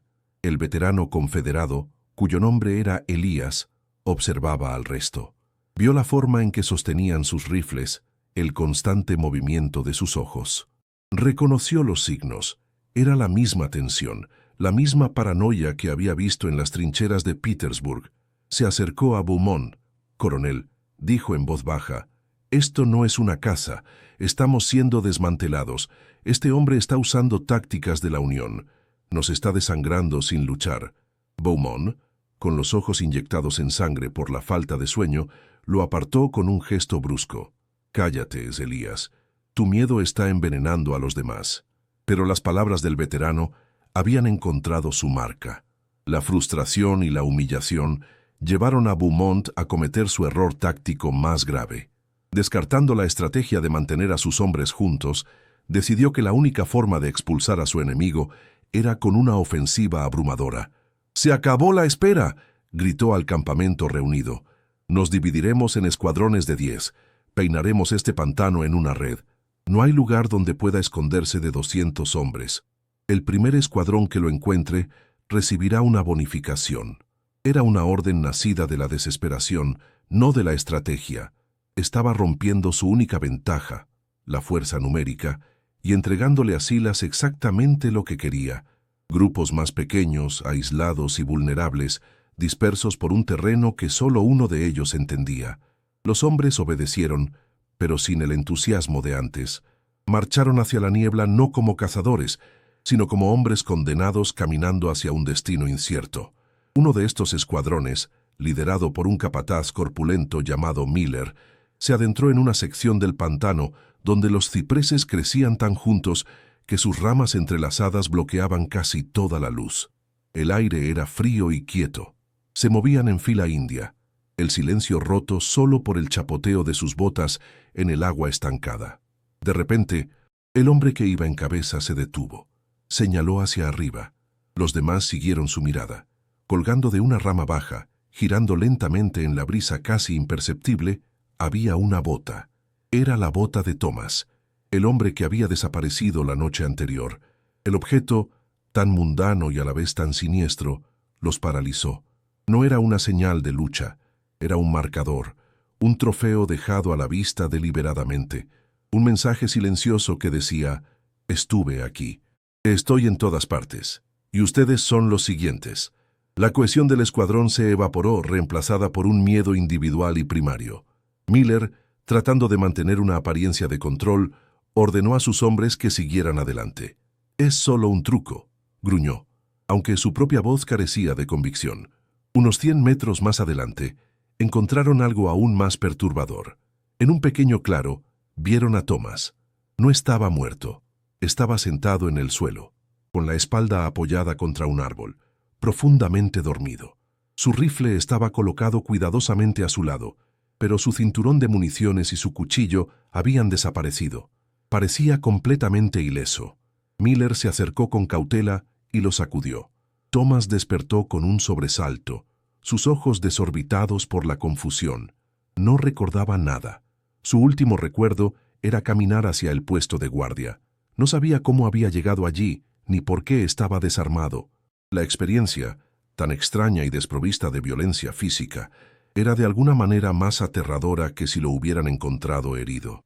Estaban siendo tratados no como enemigos, sino como niños a los que se les quitan sus juguetes. Desde una posición elevada, oculto en el denso follaje de un tupelo, Silas observó cómo el escuadrón se reunía alrededor del desconcertado Thomas. No sintió satisfacción, solo un profundo y agotador cansancio. Cada acto de guerra psicológica, cada prisionero neutralizado y liberado, era un peso que se añadía a su alma. Había drogado a Thomas con un té hecho de raíces que inducían un sueño profundo, una técnica que había aprendido de los exploradores nativos americanos que lucharon junto a su regimiento. Lo había desarmado y lo había dejado como un rompecabezas para sus compañeros, una anomalía diseñada para destruir su comprensión de la situación. El espectro era eficiente, metódico, un maestro de su oficio. Pero Silas, el hombre que solo quería pescar en silencio, sentía cada acción como una traición a la paz que había jurado proteger. Estaba ganando la batalla, pero el campo de batalla estaba dentro de sí mismo. La memoria de la guerra ya no era un fantasma parpadeante, era una presencia constante. Mientras observaba a los hombres de Beaumont, vio los rostros de los soldados confederados que había enfrentado en los bosques de Virginia. La misma arrogancia, la misma ignorancia del terreno, la misma subestimación de su oponente, y recordó a sus propios hombres, los soldados de las USST, moviéndose a través de esos mismos bosques con un propósito silencioso y una comprensión innata del arte de la guerra invisible. Estaba librando la misma guerra de nuevo, solo que esta vez estaba solo. El aislamiento que una vez había sido su refugio se había convertido en su mayor carga. Luchaba por su vida, pero no había nadie con quien compartir la carga, nadie que entendiera el costo de cada pequeña victoria silenciosa. La soledad del campo de batalla era infinitamente más profunda que la soledad de su cabaña. Más tarde ese día, mientras se movía para reubicarse, se topó con uno de sus propios escondites, donde había dejado al primer prisionero, Jeb. El joven granjero seguía atado, pero Silas notó que la cantimplora que le había dejado estaba vacía. Sin dudarlo, se acercó. Jeb se encogió de miedo, sus ojos suplicando en silencio. Silas no dijo una palabra, simplemente tomó la cantimplora. Caminó hasta un manantial cercano que solo él conocía. La llenó de agua limpia y fresca y la colocó junto a los labios del hombre. Le permitió beber hasta saciarse antes de volver a asegurarlo. Este acto de compasión no era estratégico. Era una necesidad para Silas. Era un ancla, un recordatorio de su código en medio de la tormenta de tácticas y engaños. No podía permitirse convertirse en el monstruo que ellos imaginaban que era, no solo por su propia alma, sino porque sabía que el momento en que lo hiciera, realmente habría perdido la guerra. El cielo, que había estado despejado y opresivo, comenzó a oscurecerse. Nubes de tormenta de un color azul magullado se acumulaban en el horizonte, trayendo consigo la promesa de un diluvio. Silas sintió el cambio en la presión del aire, el olor a ozono y tierra mojada. Una tormenta en el pantano era un evento transformador. Borraría los rastros, ahogaría los sonidos y convertiría el terreno ya difícil en una ciénaga traicionera. Para la milicia, sería el golpe final a su moral ya destrozada. Para Silas, era un aliado, una cobertura enviada por el propio pantano. Comenzó a moverse con un nuevo propósito, no solo reaccionando a sus enemigos, sino preparándose para usar la furia de la naturaleza como su próxima arma. La lluvia inminente se convertiría en el telón de fondo para el siguiente acto de su silenciosa campaña. La noticia del estado en que encontraron a Thomas se extendió entre los otros escuadrones a través de gritos y señales de disparo. La historia se distorsionó con cada repetición, volviéndose más extraña y sobrenatural. Ya no se trataba de un enemigo astuto. Se enfrentaban a algo que podía hacer dormir a los hombres, robarles sus armas y dejarlos ilesos como una forma de burla. El miedo se convirtió en una certeza de que estaban malditos. Hombres que se habían jactado de su valentía días antes, ahora se negaban a separarse de sus compañeros ni por un instante. La red de búsqueda de Beaumont se había desintegrado. Sus escuadrones se estaban agrupando de nuevo, no por orden, sino por un pánico instintivo, buscando seguridad en el número, revirtiendo completamente la orden de su comandante. La autoridad de Beaumont se estaba desmoronando bajo el peso de un enemigo que se negaba a luchar según sus reglas. En el campamento principal, que ahora servía como un caótico punto de reunión, la disciplina se rompió por completo. Un grupo de granjeros, liderados por un hombre cuya granja colindaba con el pantano, confrontó a Beaumont. «Se acabó, coronel», gritó. «No nos pagas lo suficiente para cazar fantasmas. Nos vamos». Otros hombres se unieron al coro de disidencia. Beaumont, su rostro una máscara de furia y humillación, sacó su revólver. «Nadie se va», rugió. «Son unos cobardes. Cualquiera que intente desertar será tratado como tal». Apuntó el arma no hacia el pantano, sino hacia sus propios hombres. La inversión de poder era ahora visible para todos. El gran cazador ya no luchaba contra su presa, luchaba por evitar que su propio ejército se devorara a sí mismo por el miedo. La cacería había terminado. Había comenzado el asedio, y ellos eran los sitiados. Mientras la confrontación alcanzaba su punto álgido, las primeras gotas de lluvia comenzaron a caer. Eran grandes y pesadas, y golpeaban las hojas con un sonido como el de dedos tamborileando. En cuestión de minutos, el aguacero se convirtió en un torrente, una cortina de agua que lo borraba todo. El fuego del campamento chisporroteó y murió, sumergiéndolos en un crepúsculo gris y húmedo. Un relámpago iluminó la escena por un instante. El rostro desafiante de Beaumont, las caras aterrorizadas y rebeldes de sus hombres, y más allá de ellos, el pantano, oscuro, indiferente y ahora completamente impenetrable. En esa breve iluminación, Beaumont miró hacia la negrura de donde provenía su tormento. Su expresión ya no era de ira. Era la mirada de un hombre que finalmente comprendía la magnitud de su error.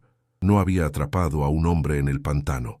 Se había atrapado a sí mismo y a 200 hombres con algo que el pantano protegía. La lluvia caía con una furia implacable, lavando el miedo, el odio y la arrogancia por igual.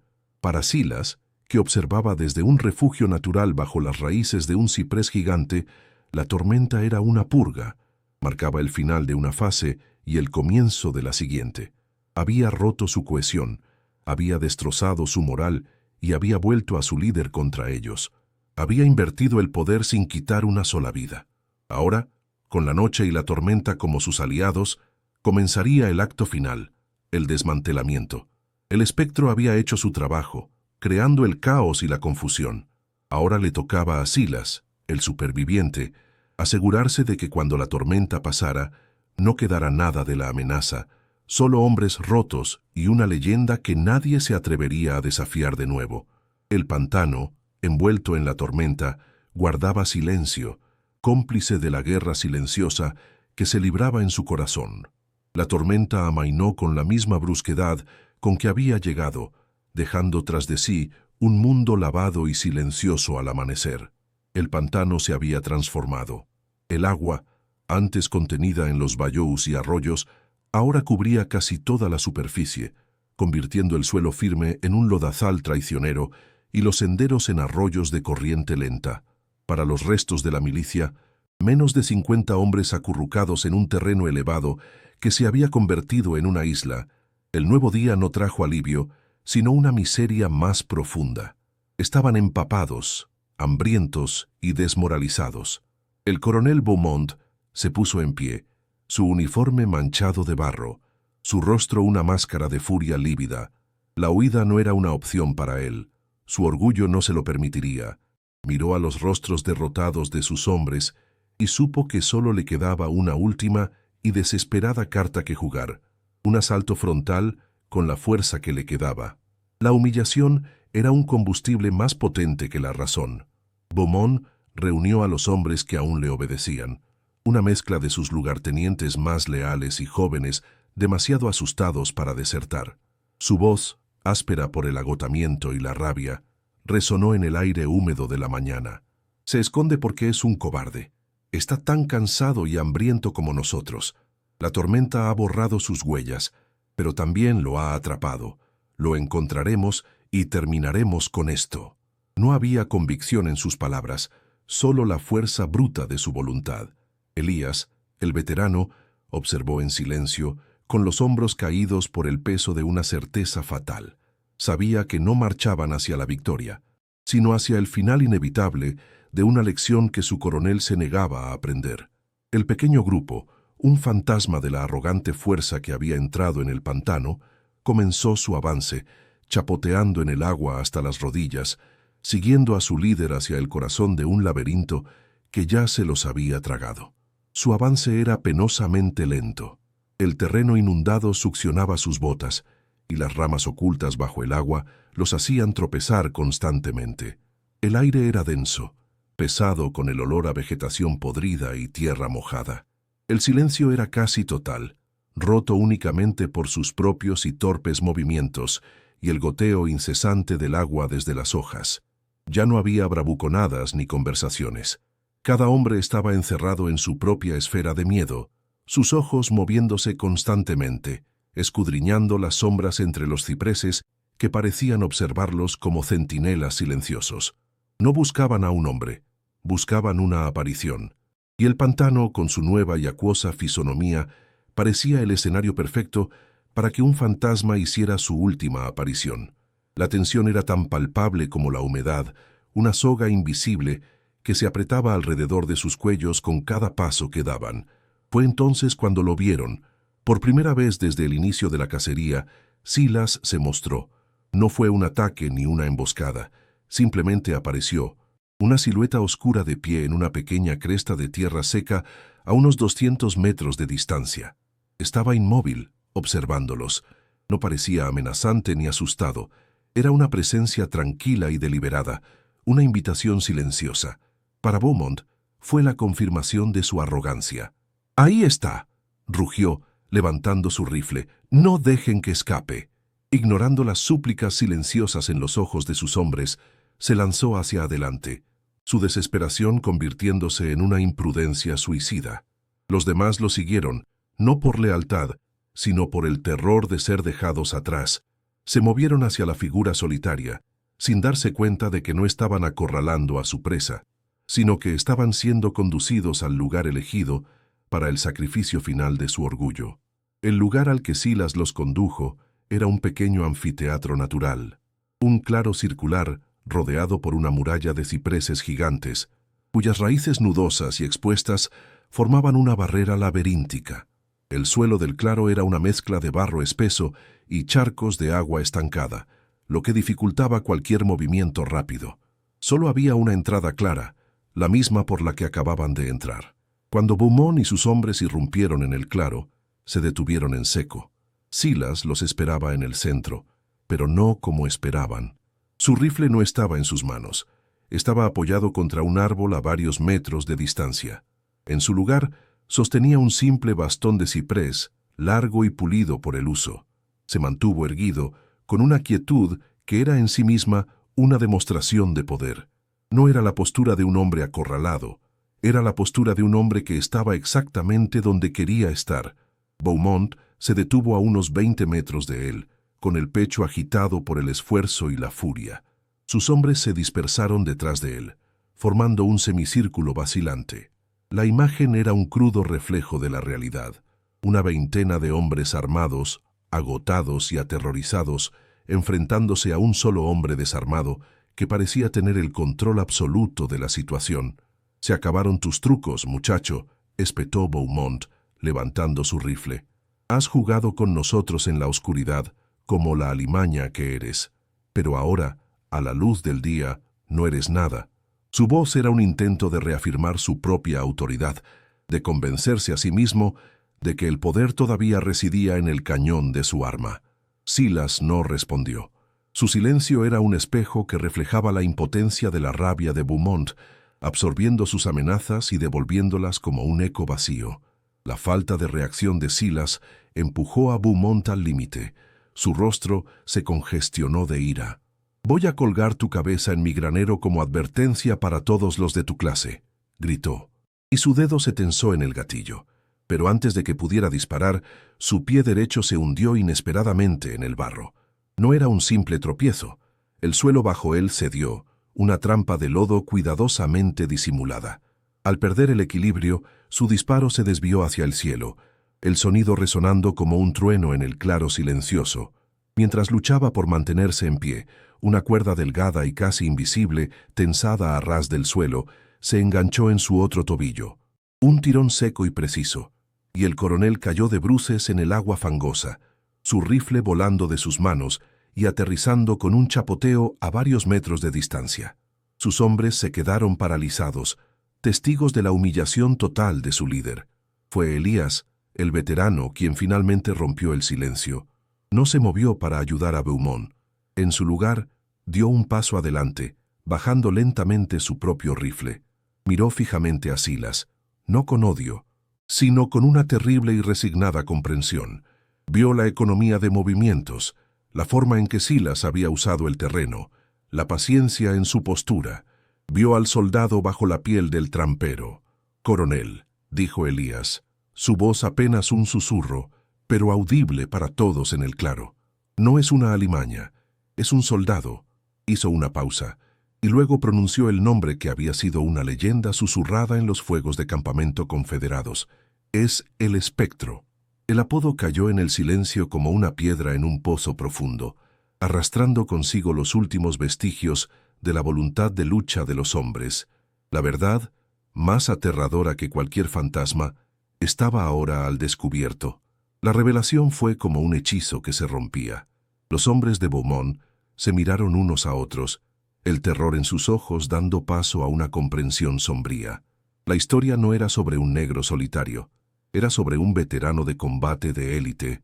La narrativa de superioridad racial en la que se habían apoyado se derrumbó, dejándolos expuestos y vulnerables. Uno por uno, comenzaron a bajar sus armas. El sonido de los rifles apoyándose en el barro fue el sonido de la rendición. No era una rendición a Silas, sino a la abrumadora verdad de su propia insensatez. Dejaron caer sus armas y, sin una palabra, comenzaron a retroceder, saliendo del claro, abandonando a su líder a su destino. La autoridad de Beaumont, construida sobre el miedo y el prejuicio, se disolvió en el barro junto con su orgullo. Beaumont se levantó con dificultad, cubierto de lodo, su rostro una máscara de incredulidad y furia impotente. Al ver a sus hombres desertar, su mente se quebró. Despojado de su rifle y su ejército, solo le quedaba su odio. Sacó un gran cuchillo de caza de su cinturón y con un grito animal se abalanzó sobre Silas. No fue una carga valiente, fue el espasmo final de un ego moribundo. Silas no retrocedió. Se mantuvo firme, sosteniendo su bastón de ciprés con ambas manos. El enfrentamiento fue brutalmente corto. Cuando Beaumont se abalanzó, Silas usó el bastón no como un arma para golpear, sino como una palanca. Desvió la puñalada, enganchó el brazo de Beaumont y usó el propio impulso del coronel contra él. Un giro rápido, una presión en la articulación correcta, y Beaumont cayó de rodillas, el cuchillo cayendo de su mano entumecida. Silas no lo golpeó. No pronunció ni una palabra de triunfo. Simplemente se paró sobre el hombre arrodillado y derrotado. La violencia había terminado tan rápido como había comenzado, funcional, precisa y desprovista de pasión. Era la neutralización de una amenaza, no un acto de venganza. Con el bastón, empujó suavemente a Beaumont, que cayó de lado en el agua fangosa, derrotado en todos los sentidos posibles. Silas caminó hacia donde había caído el rifle del coronel, lo recogió del agua, abrió la recámara y vació las balas en su mano. Arrojó el rifle inútil al suelo junto a su dueño. Luego, metió las balas en su propio bolsillo. Era el último acto de desmantelamiento. No solo le había quitado sus armas, sino también su capacidad para volver a armarlas.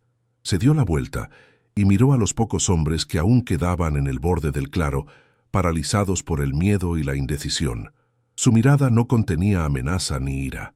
Era una mirada de un cansancio insondable, la de un hombre que había sido empujado a un lugar que había jurado no volver a visitar. No necesitó decirles que se fueran. Su silencio era una orden más poderosa que cualquier grito. Uno por uno, se dieron la vuelta y huyeron, tropezando en su prisa por escapar del claro, del pantano y del espectro que lo habitaba. En cuestión de segundos, el claro quedó en silencio, ocupado solo por el vencedor y el vencido. Beaumont, todavía en el suelo, sollozaba, no de dolor, sino de una humillación tan profunda que era como una muerte en vida. Silas no le dirigió una última mirada. Sin recoger su propio rifle, se dio la vuelta y caminó hacia la pared de cipreses en el lado opuesto del claro. No se movió como un conquistador que se retira del campo de batalla. Se movió como un fantasma que regresa a su tumba. Se deslizó entre las raíces de los árboles y desapareció en las sombras, dejando a Beaumont solo en el centro de su derrota. El coronel estaba desarmado, abandonado y humillado en el corazón de un territorio que no entendía y que ahora, sin duda, lo reclamaría. Su supervivencia ya no dependía de su poder o su riqueza, sino de su capacidad para enfrentar el mundo en sus términos más básicos, una prueba para la que no estaba en absoluto preparado. Mientras se adentraba en las profundidades del pantano, Silas finalmente se detuvo, apoyando una mano contra el tronco de un árbol antiguo. No miró hacia atrás. No había ninguna sensación de victoria, ninguna catarsis, ninguna justicia. Solo un vacío frío y pesado en el centro de su ser. Había sobrevivido, había protegido su vida, pero para hacerlo había tenido que resucitar al sargento Silas, el espectro. Y ahora el fantasma caminaba a su lado de nuevo, su presencia un recordatorio constante de que la guerra, una vez que te encuentra, nunca te abandona por completo. Ganó la batalla. Pero la paz por la que había luchado durante años se había hecho añicos, y el silencio de su santuario ahora estaría eternamente poblado por los ecos de la violencia que se había visto obligado a desatar. El regreso de Silas no fue un viaje, sino una disolución. Se movió a través del pantano inundado, no como un vencedor que se retira de un campo de batalla, sino como un fantasma que se hunde de nuevo en su tumba. Cada paso era pesado, no por el barro, sino por el peso del espectro que había resucitado. La adrenalina de la supervivencia se había desvanecido, dejando un vacío helado y una fatiga que no era del cuerpo, sino del alma.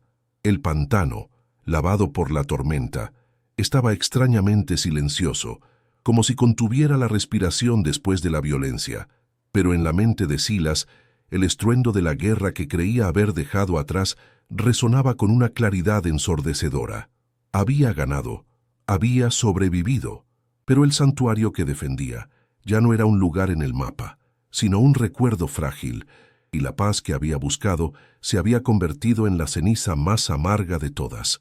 Sabía, con una certeza que le helaba los huesos, que había matado al hombre que era para permitir que el soldado viviera, y no estaba seguro de poder revertir el intercambio. Su primer deber no era hacia sí mismo, sino hacia el código que se había esforzado por mantener. Durante las siguientes horas, se movió con una eficiencia metódica y desapasionada, visitando las pequeñas islas donde había dejado a sus prisioneros. No se acercó a ellos. Desde la cobertura de la densa vegetación, observó a cada hombre, asegurándose de que estuvieran ilesos. Luego, con un cuchillo atado a la punta de una larga caña, cortó sus ataduras desde la distancia, un acto impersonal que mantenía el abismo entre él y ellos. Junto a cada hombre liberado, dejó una cantimplora llena de agua fresca y un trozo de pescado ahumado. No era un acto de bondad, sino de disciplina. Era el cumplimiento de una regla autoimpuesta en medio del caos. Los observó despertar, confundidos y aterrorizados, antes de desaparecer de nuevo en las sombras. No quería su gratitud ni su miedo, solo quería que se fueran, que se llevaran su mundo de violencia lejos del suyo, sin saber que ya era demasiado tarde para eso. Beaumont nunca encontró el camino de salida. Despojado de su caballo, su rifle y su autoridad, se convirtió en una criatura más del pantano y una de las menos adaptadas. Su rabia inicial se transformó en pánico, y el pánico en una desesperación agotadora. El terreno que había despreciado se convirtió en su carcelero. El agua estancada le provocó fiebre, los insectos lo devoraron, y el hambre lo debilitó hasta convertirlo en una sombra temblorosa. Sus gritos de auxilio fueron absorbidos por los cipreses. Sus amenazas se convirtieron en susurros delirantes. En sus últimos días, el ex coronel confederado, el hombre que se creía dueño de la tierra y de las vidas que en ella habitaban, fue reducido a su forma más básica. Un animal perdido, asustado y muriendo solo. El pantano, indiferente a su linaje y a su odio, lo reclamó no con violencia, sino con un lento y metódico abrazo, borrando su rastro y su memoria bajo una capa de lodo y hojas en descomposición. Un final anónimo para un hombre cuya vida se había basado en el poder de su nombre. Los pocos supervivientes que lograron salir del pantano no regresaron como un ejército derrotado, sino como individuos rotos, dispersos a lo largo de varios días. Tropezaron fuera del laberinto verde no con historias de una batalla, sino con fragmentos febriles de una pesadilla. Hablaban de un enemigo que nunca vieron, de hombres que se desvanecían en el silencio, de una presencia que jugaba con sus mentes y los desarmaba sin violencia. Sus relatos eran incoherentes, contradictorios, impregnados del terror supersticioso de hombres que habían vislumbrado algo que su comprensión del mundo no podía contener. No había heridas de bala que mostrar, ni un enemigo claro que describir. Solo el trauma desnudo de haber sido sistemáticamente desmantelados por una fuerza que no podían nombrar. Parecían más los supervivientes de un naufragio mental que los de una expedición armada, y sus ojos vacíos contaban una historia de humillación más profunda que cualquier herida física. La comunidad se negó a escuchar. La verdad era una píldora demasiado amarga para tragar. Que 200 de sus mejores hombres, armados y liderados por el coronel Beaumont, hubieran sido derrotados por un solo hombre negro, era una imposibilidad, una afrenta a los cimientos de su orden social. Era más fácil, más aceptable, creer en lo sobrenatural que en la competencia de su enemigo.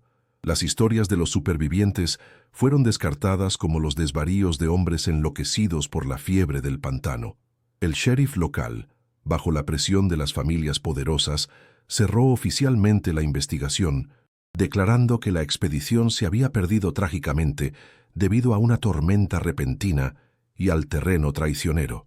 Se erigió un monumento a los hombres valientes perdidos en el Achafalaya, una mentira de piedra diseñada para ocultar una verdad de carne y hueso. El silencio y la negación se convirtieron en la política oficial, un esfuerzo colectivo por reescribir la historia en tiempo real. Así nació la leyenda. La humillante verdad fue enterrada bajo capas de folclore. Las historias fragmentadas de los supervivientes se fusionaron en el mito de una criatura, un demonio del pantano que protegía su territorio con una astucia malévola. Se decía que podía imitar las voces de los hombres, que podía volverse invisible a voluntad y que se alimentaba del miedo. Los niños eran advertidos de no acercarse al borde del pantano, y los cazadores evitaban las zonas más profundas, hablando en susurros de una presencia oscura que habitaba en las aguas negras. El nombre de Silas nunca fue pronunciado. Fue borrado, reemplazado por un monstruo. Irónicamente, al crear este mito, la comunidad le otorgó a Silas la misma invisibilidad que él siempre había deseado, pero la revistieron de un terror que envenenaría el aire para siempre. Su victoria no le trajo respeto, sino que lo convirtió en el villano de una historia de fantasmas que ellos mismos habían escrito para salvar su propio orgullo. Días después, Silas finalmente regresó a las ruinas de su cabaña. El olor a ceniza fría todavía flotaba en el aire. Se arrodilló entre los restos carbonizados de la vida que había construido, sus dedos rozando la madera quemada. No había ira en su toque, solo una profunda y resonante tristeza. Todo por lo que había luchado, el silencio, la simplicidad, el anonimato, yacía en ruinas a sus pies. Había salvado su vida, pero el precio había sido el hogar que daba sentido a esa vida. Encontró un fragmento de una vasija de barro que había hecho con sus propias manos, el borde todavía liso bajo la capa de hollín. Lo sostuvo en la palma de su mano, un pedazo roto de una paz rota. La victoria se sentía exactamente como la derrota. El pantano le había ofrecido un refugio del mundo, pero no había podido ofrecerle un refugio de la naturaleza de los hombres, ni de la naturaleza del soldado que aún vivía dentro de él. La guerra por su alma estaba perdida. El espectro ya no era un recuerdo reprimido, sino una presencia constante, una sombra que se movía con él. Miraba sus propias manos y ya no veía las manos de un trampero que podía leer el lenguaje de las hojas y el agua. Veía las manos de un sargento que sabía cómo tensar una cuerda para romper un tobillo, cómo mezclar hierbas para inducir un sueño sin sueños, cómo usar el miedo como una palanca para quebrar la voluntad de un hombre. Las habilidades que le habían permitido sobrevivir eran las mismas que lo habían encadenado a su pasado. El pantano, que antes era un tapiz de vida y sustento, ahora se había convertido en un arsenal. Cada liana era una soga potencial, cada pozo de lodo una trampa, cada sombra una cobertura. La paz que había encontrado en la ignorancia de su propia capacidad para la violencia se había evaporado, reemplazada por un conocimiento frío y funcional de su propia letalidad. Comenzó a reconstruir, no por esperanza, sino por instinto. El trabajo era un bálsamo para una mente que no podía permitirse el lujo de permanecer quieta. Pero la nueva estructura que levantó no era una cabaña, era un puesto de vigilancia. La construyó en un lugar diferente, más defendible, con líneas de visión más claras y rutas de escape planificadas. Su rutina diaria cambió. Ya no era un ciclo de armonía con la naturaleza, sino una serie de protocolos de seguridad. Cada mañana, antes de revisar sus trampas, revisaba el perímetro. Ya no escuchaba el canto de los pájaros por su belleza, sino como un sistema de alerta temprana. La soledad que una vez fue su consuelo se había convertido en el aislamiento de un centinela en un puesto fronterizo, vigilando una guerra que había terminado, pero que en su interior nunca terminaría. El silencio que lo rodeaba ya no era pacífico, estaba cargado de una vigilancia perpetua. El mundo exterior olvidó el incidente, absorbiéndolo en su mitología local, pero el eco de la violencia permaneció. La desaparición del coronel Beaumont dejó un vacío de poder que fue llenado por hombres igualmente crueles, aunque quizás más cautelosos. La leyenda del monstruo del pantano sirvió a sus propósitos, manteniendo a la gente alejada de esa vasta extensión de tierra, convirtiéndola en un tabú, un lugar fuera de los límites de la ley y la razón.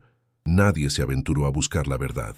Nadie quería saber qué había pasado realmente con casi 200 hombres. La historia se convirtió en un cuento con moraleja sobre los peligros de la naturaleza, no sobre la locura de los hombres. El pantano guardó su secreto, protegiendo al hombre que se había convertido en su guardián a un costo terrible, su silencio un testimonio de la brutalidad que había presenciado y absorbido. Silas se sentó en el umbral de su nueva vivienda, observando cómo el crepúsculo teñía el agua de un color púrpura oscuro. El aire era fresco y olía a tierra limpia. Una garza blanca voló en silencio sobre el bayú, su reflejo deslizándose sobre la superficie del agua como un espíritu. Era una imagen de una paz perfecta, una belleza serena que le había dado consuelo en el pasado, pero ahora la veía con los ojos de un estratega. Notó la dirección del viento, la altura del vuelo del ave, el sonido que hacían sus alas. Todo era información. Todo era una variable en una ecuación de supervivencia que nunca dejaba de calcular. Había ganado el derecho a existir en su santuario, pero había perdido la capacidad de habitarlo. Era el rey de un reino de silencio, el único soberano de un vasto territorio, pero su corona era pesada y su trono infinitamente solitario. Una tarde, semanas después, estaba trabajando en una nueva trampa para peces, una red tejida con una habilidad y paciencia que rayaban en la meditación. Sus dedos, callosos y fuertes, se movían con una memoria propia, anudando las fibras con una precisión infalible. Eran las mismas manos que habían atado a hombres, desarmado rifles y orquestado el desmantelamiento de un ejército. Terminó el nudo final y probó la tensión de la red. Funcionaba perfectamente. Dejó la red a un lado y se quedó quieto, sus manos descansando sobre sus rodillas. No miró la red, miró hacia la impenetrable pared de vegetación que lo rodeaba, su dominio y su prisión. Su rostro no mostraba ni paz ni tormento. No había victoria ni derrota en sus ojos, solo el silencio profundo e insondable del pantano reflejado en ellos, una calma terrible ganada a un precio que solo él conocería jamás.